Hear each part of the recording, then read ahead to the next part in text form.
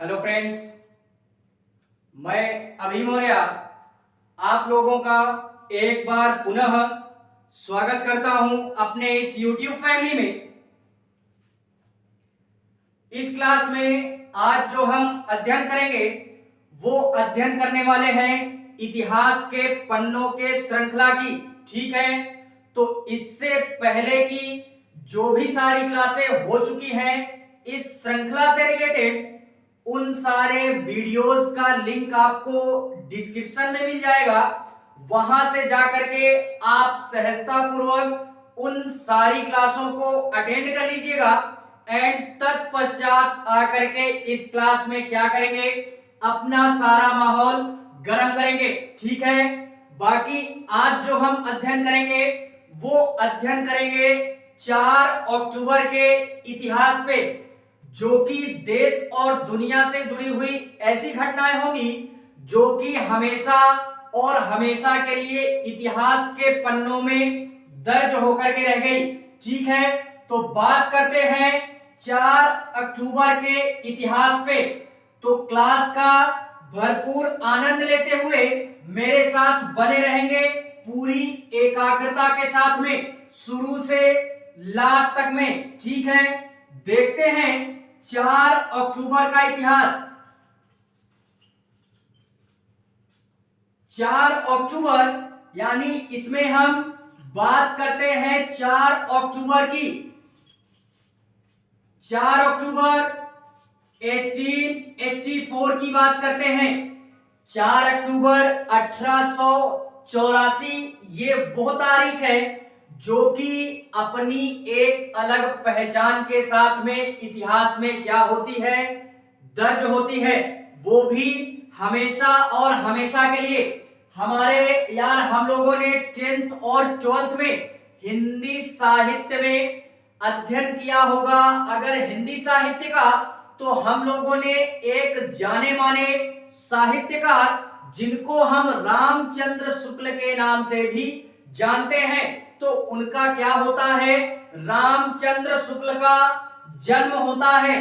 क्या होता है, रामचंद्र शुक्ल का जन्म होता है, जो कि हमारे हिंदी साहित्य के एक आलोचक के तौर पे और एक समीक्षक के तौर पे अहम भूमिका को क्या करते हैं, निभाते हैं, या इसके तौर पे ये जाने जाते हैं। तो इसी की बात करते हैं हिंदी साहित्य के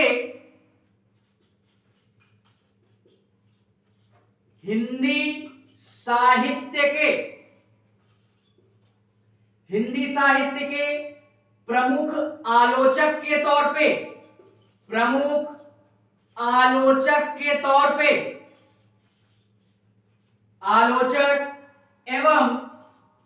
आलोचक एवं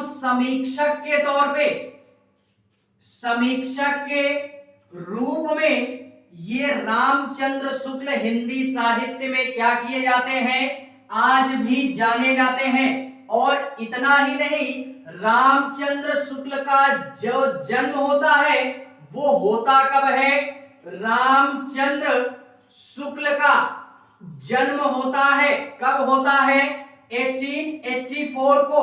और कहां पे होता है, तो ये उत्तर प्रदेश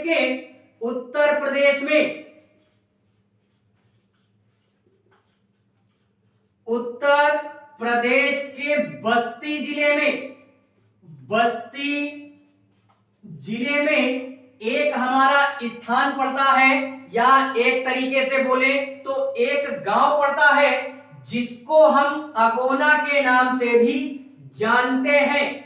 तो अगोना नामक स्थान पे रामचंद्र शुक्ल का क्या होता है, जन्म होता है। और इतना ही नहीं, ये 20वीं शताब्दी के एकमात्र ऐसे हिंदी साहित्यकार हैं जो कि प्रमुख तौर पे हिंदी साहित्य में जाने जाते हैं। और इतना ही नहीं यार, हिंदी साहित्य के ये प्रथम हिंदी वैज्ञानिक आलोचक के तौर पे भी जाने जाते हैं, या इन्होंने हिंदी वैज्ञानिक आलोचना का भी क्या किया, सूत्रपात किया। और इतना ही नहीं, ये रामचंद्र शुक्ल यार अपने समय के एकमात्र ऐसे साहित्यकार हैं जो कि इतिहास में अपनी एक अलग पहचान के साथ में क्या होते हैं, एज 4 अक्टूबर 1884 के तौर पे इतिहास में आज इनका नाम हमेशा और हमेशा के लिए दर्ज होकर के रह गया। ठीक है, बात करते हैं इसी 4 अक्टूबर के इतिहास में कुछ अन्य घटनाओं की जो कि हमेशा और हमेशा के लिए इतिहास इसका साक्षी बन करके रह गया। 4 अक्टूबर 1911 की बात करते हैं। 4 अक्टूबर 1911 ये वो तारीख है कि ये भी अपनी एक अलग पहचान को लेकर के इतिहास में अपनी एक अलग जगह बना करके रखती है। इसमें क्या होता है कि 1911 में हम लोगों ने यार नाम सुना होगा तो बेटर है, नहीं सुना तो और बेटर है। देखते हैं यहाँ पे कि 1911 में हमारे एक राजनीतिज्ञ या राजनीति के विशेषज्ञ के तौर पे जाने जाते हैं। नाम क्या है उनका? तो उनका नाम है भगवत झा। क्या नाम है? भगवत झा का क्या होता है? निधन होता है। भगवत झा का निधन होता है। ये थे कौन? तो ये एक राजनीतिज्ञ के तौर पे जाने जाते हैं और राजनीति की दुनिया में ऐसा कारनामा किया इन्होंने कि ये पूरे इतिहास में आज अपनी एक अलग पहचान के तौर पे या अपनी एक अलग छवि बना करके इतिहास में दर्ज होते हैं। और इतना ही नहीं, ये यार राजनीति में जब कदम रखते हैं तो ये कांग्रेस पार्टी की तरफ से अपने राजनीतिक करियर की क्या करते हैं? शुरुआत करते हैं। एक तरीके से अगर मैं बोलना चाहूं तो भारतीय राष्ट्रीय कांग्रेस के तौर पे ये अपने राजनीतिक करियर की क्या करते हैं? शुरुआत करते हैं। और इन्होंने यार राजनीति के दुनिया में रहते हुए ये बिहार के, स्पेशली बिहार के भूतपूर्व मुख्यमंत्री के तौर पे भी ये क्या हुए? वहां पे इन्होंने कार्य किया। और कब से कब तक किया? तो 14 फरवरी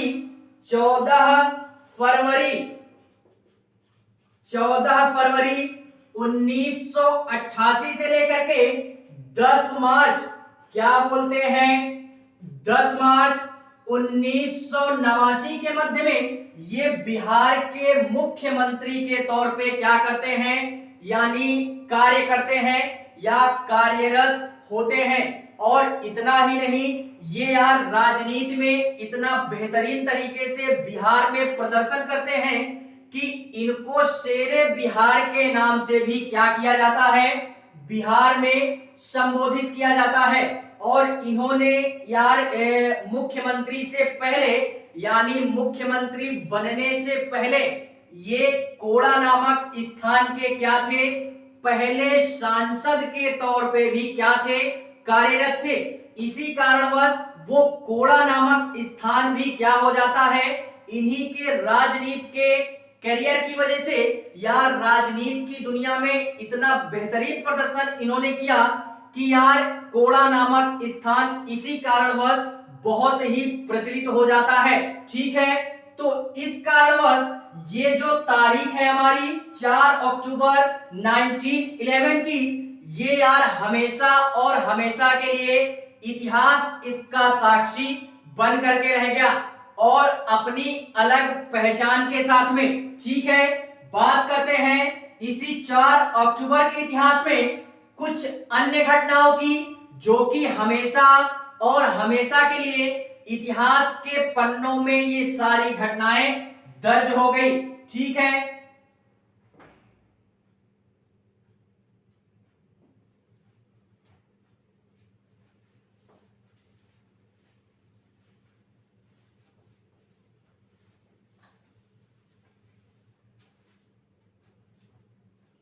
देखते हैं इसी में 4 अक्टूबर 4 अक्टूबर 1927 की बात करते हैं। 4 अक्टूबर 1927 यह भी एक ऐसी तारीख है कि अपनी अलग पहचान के साथ में इतिहास में आज क्या है, दर्ज है। क्या होता है कि एक हमारी जानी मानी प्रशासनिक अधिकारी जिसको हम आईएएस या आईपीएस के नाम से भी जानते हैं, उनका क्या होता है, जन्म होता है। क्या नाम था? सरला ग्रेवाल के नाम से भी जानते हैं। बेसिकली ये दूसरी महिला अधिकारी थी, वो भी प्रशासनिक तौर पे। इनको यानी आईपीएस थी ये। क्या नाम था इनका? सरला ग्रेवाल। सरला ग्रेवाल का क्या होता है? जन्म होता है।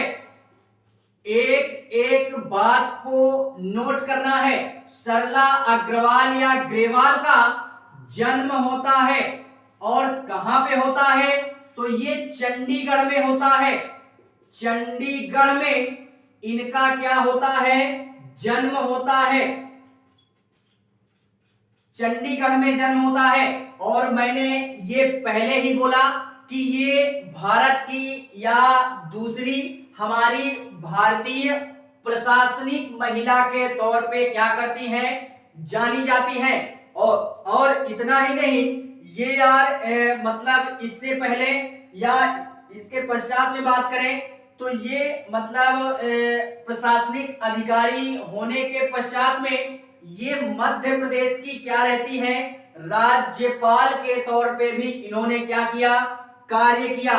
तो इतनी सारी बातें इस 1927 में याद रखनी है कि इस घटना की वजह से ये 1927 की जो तारीख है ये इतिहास में अपनी एक अलग जगह बना पाई।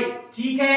एंड इसी के पश्चात में बात करते हैं 4 अक्टूबर 1931 की बात करते हैं।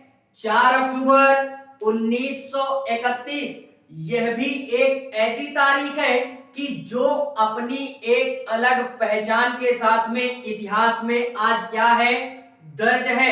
एज अ 4 अक्टूबर 1931 के तौर पे इसमें क्या होता है कि अंतरराष्ट्रीय स्तर पे या विश्व स्तर पे ये घोषणा की गई। किसके द्वारा घोषणा की गई?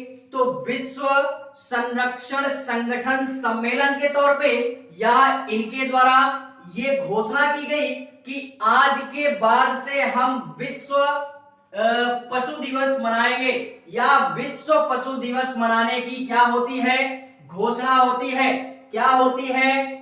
विश्व पशु दिवस।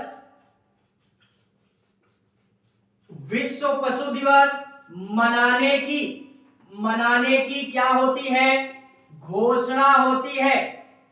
घोषणा होती है। कब होती है? 1931 में। किया किसने? तो ये करते हैं हमारे विश्व संरक्षण संगठन सम्मेलन के द्वारा। संगठन सम्मेलन ये एक प्रकार का हमारे अंतरराष्ट्रीय सम्मेलन था जिसमें सारे देशों ने मिलकर के ये निर्णय लिया कि आज से ही यानी 4 अक्टूबर से हम अंतरराष्ट्रीय पशु दिवस के रूप में क्या करेंगे, मनाएंगे। और सर्वप्रथम इसको कहां मनाया गया? तो इसको सर्वप्रथम मनाया गया इटली के फ्लोरेंस में। कहां पे? इटली के फ्लोरेंस में। फ्लोरेंस में सर्वप्रथम ये मनाया गया। एंड यार इसके पहले हमारे एक तरीके से बोले तो जर्मनी के या जर्मन हमारे एक लेखक हैं जो सर्वप्रथम ये सुझाव देते हैं इस मतलब सम्मेलन को, या एक तरीके से बोले तो इनके द्वारा एक सुझाव दिया गया कि हमको कहीं ना कहीं पशुओं की संरक्षण के लिए, पशुओं की रक्षा के लिए, या जो भी हमारे पशु इस पृथ्वी से विलुप्त हो रहे हैं उनकी रक्षा के लिए हमको यार एक दिन उनके लिए भी देना चाहिए। इस कारणवश इन्हीं के द्वारा यानी 25 मार्च 1900 आई थिंक मतलब 25 मार्च 1925 को शायद एग्जैक्ट तारीख मुझे मतलब है 25 में ही 25 मार्च 1925 को ये हमारा निर्णय लिया गया। जर्मन के हमारे एक लेखक हैं जिनको हम क्या बोलते हैं, हेमर जिमरमैन के नाम से भी जानते हैं। इन्हीं के द्वारा ये सुझाव दिया गया था और ये घोषणा की गई 1925 में कि हम क्या करेंगे, ये सुझाव देते हैं कि ये दिन मनाया जाएगा। और फाइनली 1931 में आकर के ये हमारे मतलब इसकी शुरुआत हो जाती है और 4 अक्टूबर 1931 से पूरे विश्व भर में पशु दिवस मनाने हमारा क्या हो जाता है, स्टार्ट हो जाता है। और ये जो जिमरमैन है इनके द्वारा कई सारे प्रयास किए गए, प्रचार प्रसार किया गया पूरी दुनिया में कि जिससे पशुओं को बाकायदा क्या किया जा सके, संरक्षित किया जा सके। बेसिकली इसका उद्देश्य केवल एक ही था कि पशुओं की ज्यादा से ज्यादा देखभाल की जा सके, उनको संरक्षित किया जा सके, उनके बीच में और मनुष्यों के बीच में एक प्यार भरा संबंध होना चाहिए जिससे कि उनको भी अपना जीवन व्यतीत करने में किसी भी प्रकार की कोई परेशानी का सामना ना करना पड़े। ठीक है, तो मेन उद्देश्य हमारा यही था इस डे को मनाने का। तो इसी घटना की वजह से 4 अक्टूबर 1931 की जो तारीख है ये हमेशा और हमेशा के लिए इतिहास के पन्नों में दर्ज होकर के रह गई। ठीक है, बात करते हैं इसी 4 अक्टूबर के इतिहास में कुछ अन्य घटनाओं की।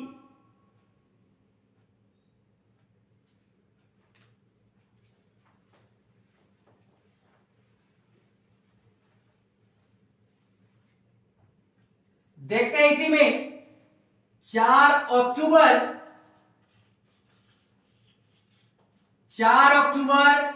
1957 की बात करते हैं। 4 अक्टूबर 1957 यह तारीख भी अपने आप में एक अलग पहचान लेकर के इतिहास में आज क्या है, दर्ज है।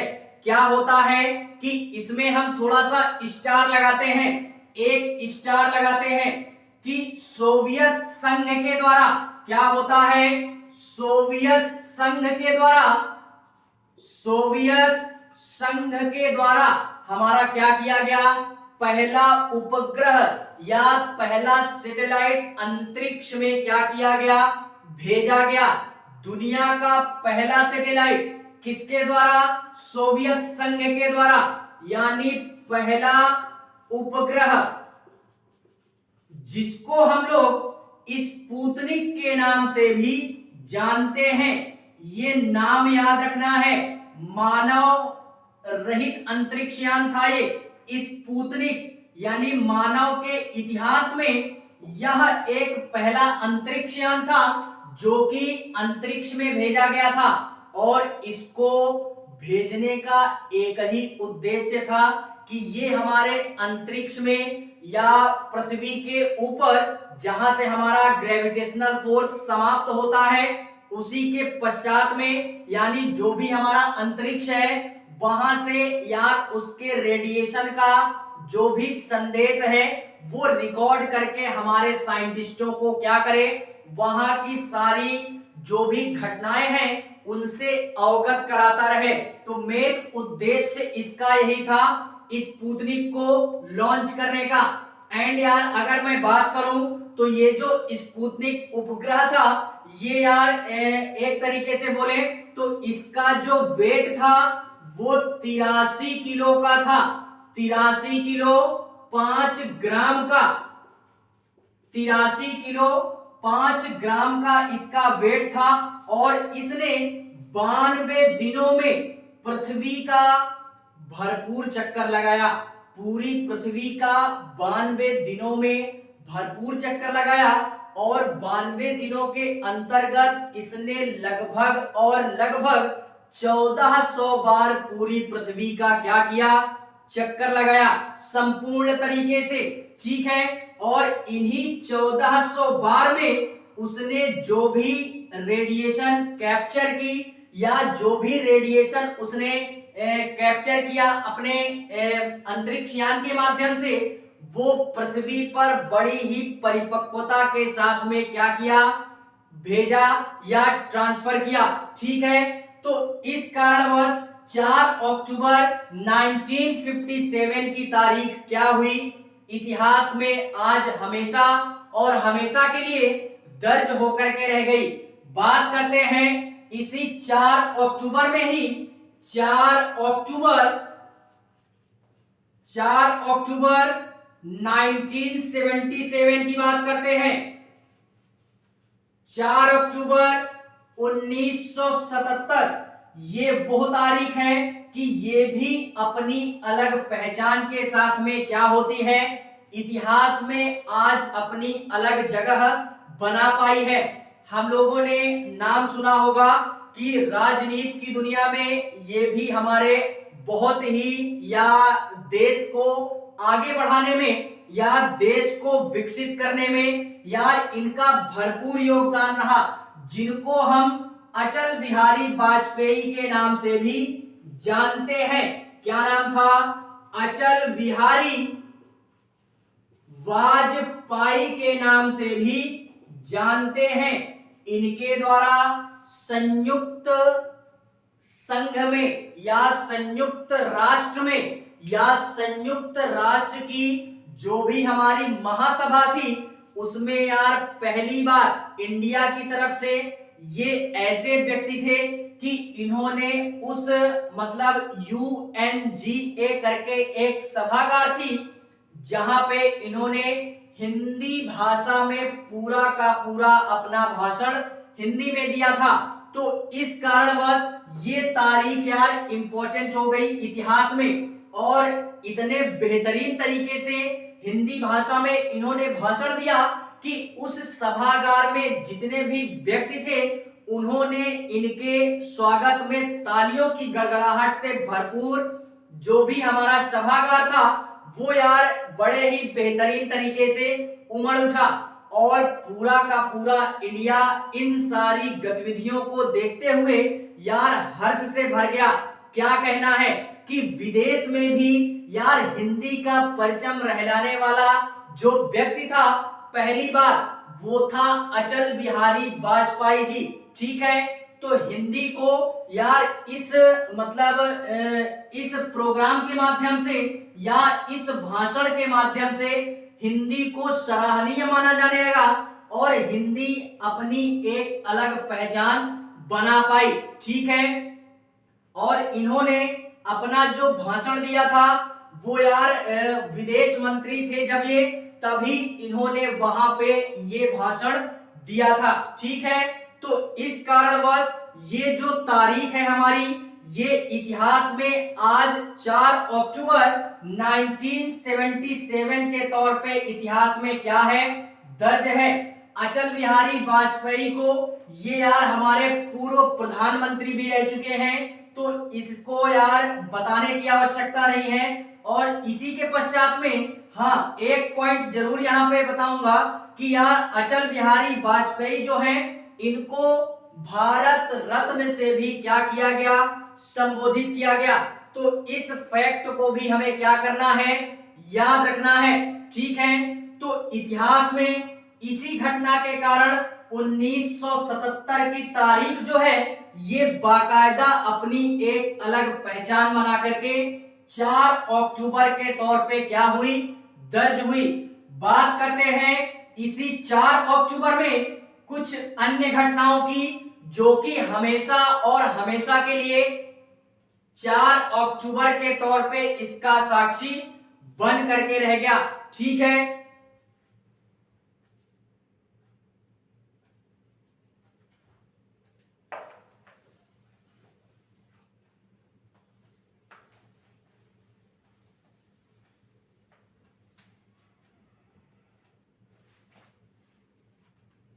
देखते हैं इसी में 4 अक्टूबर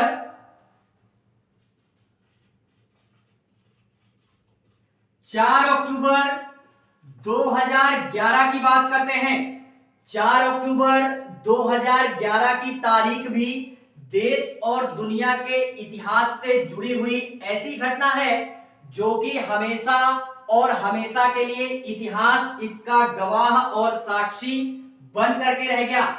इसमें यार एक घटना हमारी ये होती है कि एक हमारे भारतीय खिलाड़ी जिनको हम या भारतीय निशानेबाज थे, दुनिया के नंबर 1 निशानेबाजों में इनकी गिनती होती है, जिनको हम रंजन सोढ़ी के नाम से भी जानते हैं। यानी नंबर 1 दुनिया के नंबर 1 डबल टैप निशानेबाज, डबल टैप निशानेबाज, डबल टैप निशानेबाज जिनका नाम क्या था? रंजन सोढ़ी नाम था, रंजन सोढ़ी। ये क्या करते हैं कि ये यार एक हमारा विश्व चैंपियनशिप क्या करते हैं? जीतते हैं निशानेबाजी की दुनिया में। और इतना ही नहीं, इनका सामना किससे होता है? तो वो भी व्यक्ति कुछ कम नहीं था, जो कि चीन का था। उसको विन युओंग के नाम से भी जानते हैं। चीन का था बंदा जिसको विन युओंग के नाम से भी जानते हैं। ये हमारा क्या करता है कि मतलब चीन का ही है, इसने भी विश्व चैंपियनशिप में पदक हासिल किया था। और इतना ही नहीं, ये इन्हीं को हरा करके क्या करते हैं कि रंजन सोढ़ी इन्हीं को पराजित करके विश्व चैंपियनशिप का खिताब अपने नाम करते हैं निशानेबाजी की दुनिया में। और इतना ही नहीं, 2010 में यार 2010 में हमारा एक विश्व चैंपियनशिप या राष्ट्रमंडल खेल में ये क्या करते हैं कि 2 हमारे रजत पदक, जिसको हम शायद सिल्वर या ब्रॉन्ज के नाम से जानते हैं, ब्रॉन्ज के नाम से, ठीक है। तो 2010 में राष्ट्रीय या राष्ट्रमंडल खेलों में ये क्या करते हैं कि 2010 में 2 हमारे रजत पदक हासिल करते हैं इंडिया की तरफ से, रजत पदक। एंड 2010 में ही हमारा इसी निशानेबाजी की दुनिया में एशियाई खेल में, किसमें? एशियाई खेल में एक हमारा गोल्ड मेडल भी क्या करते हैं? इनके द्वारा प्राप्त किया जाता है, ठीक है। तो इसी कारणवश ये इतिहास की जो तारीख 2011 के तौर पे दर्ज है आज इतिहास में, ये रंजन सोढ़ी के तौर पे आज क्या है? दर्ज है। तो ये थी हमारी कुछ ऐसी घटनाएं जो कि 4 अक्टूबर की घटना के तौर पे घटित हुई, ठीक है। तो फिलहाल में आज के लिए बस इतना ही। क्लास अगर अच्छी लगे तो लाइक करें, कमेंट करें और हाँ, चैनल को सब्सक्राइब जरूर करें। बाकी मिलते हैं इसी इतिहास के पन्नों की श्रृंखला में किसी नए दिन के इतिहास पे। तब तक के लिए बाय।